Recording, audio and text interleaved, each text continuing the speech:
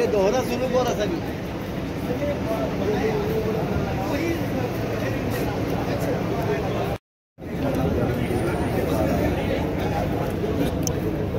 एकशे पाच का 105 370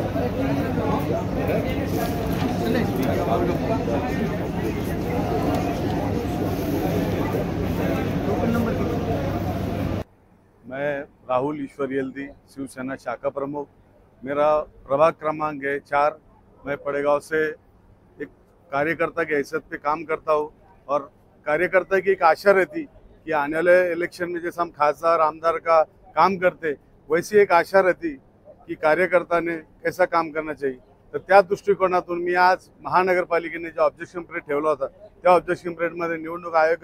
आयोगचे अधिकारी त्यांच्यासमोर ऑब्जेक्शन घेतलं की माझ्या प्रभागामध्ये हा एसटी मतदारसंघ त्यांनी दाखवला 1055 वोट आपल्या प्रभागामध्ये आहे। मी त्यांना विनंती केली की ह्या प्रभागामध्ये आपल्याकडे एसटी म्हणजे तुम्ही दाखवलेलं नोंद येतं आपल्या प्रभाग यादीमध्ये ती यादी कुठून आणली कशी आणली आणि हे मतदार कुठं राहतात या मला त्यांना दाखवण्यात यावं हे की हे आहे की नाही की कोणी बलांदार जे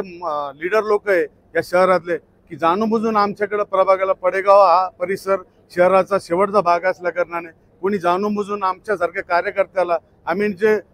वर्षानुवर्ष काम करतो एक आशा बाळगून की आम्हाला भविष्यामध्ये गोरगरिबाची सेवा घडण आम्ही महापालिकेत येऊ आणि त्या महापालिकेच्या माध्यमातून गरिबाची सेवा करू कोणीतरी आम्हाला कोणी डावलण्यासाठी आमचं तिकीट काटण्यासाठी असो या आम्हाला काम करण्यापासून रोखण्यासाठी हा एसटी वाढ टाकतोय का अशी आमचा संशय या गोष्टीवर येतोय। त्यासाठी आम्ही आज महापालिकेला रिसर लिगल प्रोसेस दिलं की आम्हाला ही यादी देण्यात यावी आणि याच्यामध्ये जो मतदारसंघ आहे आपला आजूबाजूचा आमचा मतदारसंघ जो आहे प्रभागाची आमचा पडेगाव कुठं विद्यापीठ गेट कुठं लक्ष्मी कॉलनी कुठं असा पूर्ण प्रभाग खूप लांब करून टाकला त्याची एक सीमारेषा आम्हाला देण्यात यावी ती सीमारेषा देऊन आम्ही आमचं काहीतरी स्टडी करू अशा भावनेतून आज मी यांना